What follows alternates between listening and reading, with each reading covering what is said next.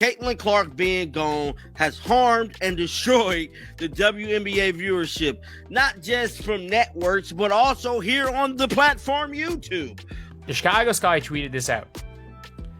But why do the Sky hate the Fever? They played too hard, they talk too much, they should have let them win for the sake of transmission ends. Like Angel Reese, by the way. Angel Reese was recently suspended for harassing Caitlin Clark based on her race.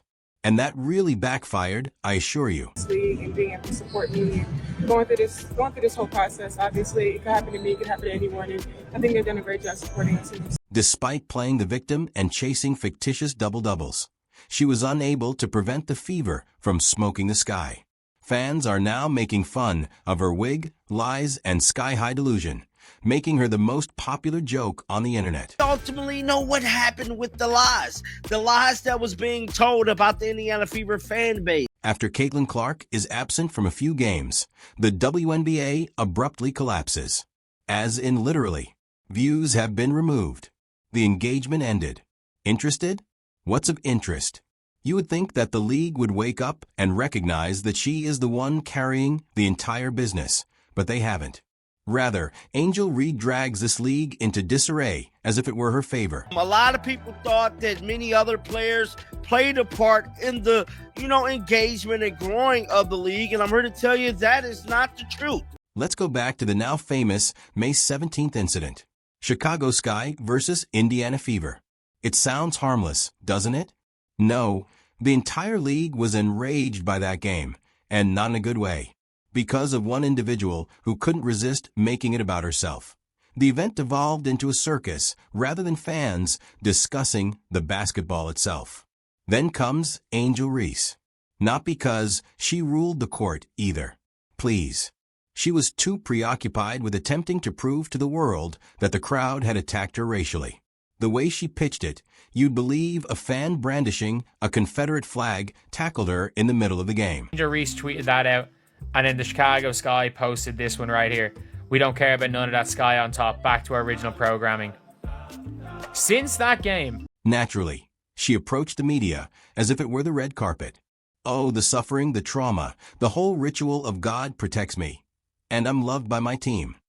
The game took place on May 17th, girl. She was already creating a brand around the drama before the league had even finished analyzing the footage.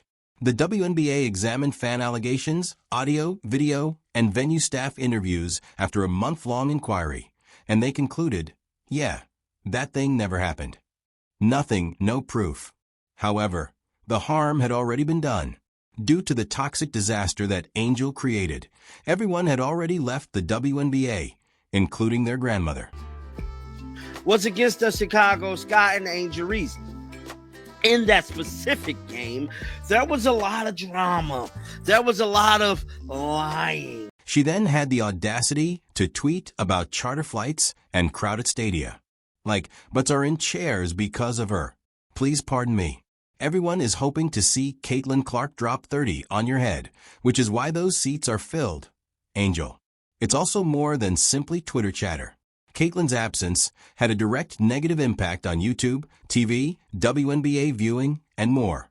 In a scramble in the fourth quarter, the numbers dropped more quickly than Angel's wig. The truth of the matter is one player single-handedly helped keep this main thing afloat. And I'm telling you right now, when that young lady is not on the basketball court, the engagement and the interest in this league has simply went away. Let's speak about actual basketball now. Whether what Angel has been doing can really be referred to as basketball. In every meeting since that May 17th game, Caitlin Clark and the Indiana Fever have thoroughly destroyed the Chicago Sky. For games, for victories, and no defeats. And here's the thing, they embarrassed them in addition to winning. Over 20 points is the average margin of victory. That is a crime scene, not a rivalry. Rolled over last year. Last year they built up a 13-point lead and lost the 13-point lead at the start of the game in like 3 minutes. They literally were just letting open layups being ran in. Caitlin didn't even finish one of the games since the Fever were winning handily. What a waste Angel and her team were. Caitlin didn't even have to be on the court to end it. They were so awful that they weren't just losing. The Fever increased the score even though they benched its best players in the fourth quarter. This cannot be made up. Go up 27 points. Take off Caitlin Clark, Aaliyah Boston, and the Chicago Sky leave Angel Reese. Basically, it's bench v bench.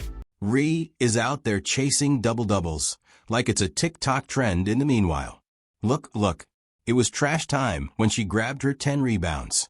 When I say trash time, I mean that Angel was still out there tagging stats against backup centers who were in the middle of their post-game smoothies while everyone else was seated. She made 2 free throws, scored 6 points, and still pleaded for one more board to hit the enchanted double-double, as if it would erase the L. News flash, but it didn't. They brought it back in garbage time. That's pretty much it. Angel Reese wanted to get her double-double in garbage time. That's the only reason it hasn't been a... Let's make a comparison. Against the Fever, Angel Reese has never scored more than 13 points. Complete games, complete minutes, and no impact. In contrast, Caitlin Clark has an impact on the entire game without ever touching the ball. Just her off-ball movement had Chicago reeling. Bree Turner was also making points. Bree Turner, you're crazy. When Caitlin is playing, the floor opens up to that extent. Ree, meanwhile, is unable to even make the bench appear occupied. Right here is why this season is bad. This happened the very first damn game. Like, did we all forget that very first game? Let's return to the story of the assault now. Ree went beyond simply asserting that there were racist fans. With that lie, she completely upended the league. In interviews, she discussed her suffering, how God was supporting her, and how she was getting through it.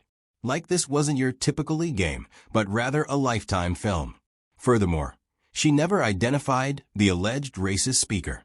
She would at least point the blame if she was that traumatized, but instead she merely gave evasive emotional performances with no supporting documentation. Yeah, obviously there's no place in this league for that. I think the WNBA, our team and our organization has done a great job supporting me. I've had communication from everyone, from so many people across this league. And YouTubers like John the Liquidator were already dissecting the reality while she was crying in front of the media.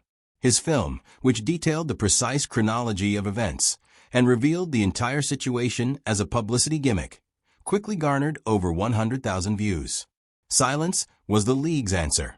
Afterward, on May 31st, a general statement was made that read, "Yeah, so about that racism thing never happened." They went through every second of the tape, spoke with team members and supporters, and found nothing. However, because Angel Reese sobbed over it, the WNBA continued to act as though it were true for a month.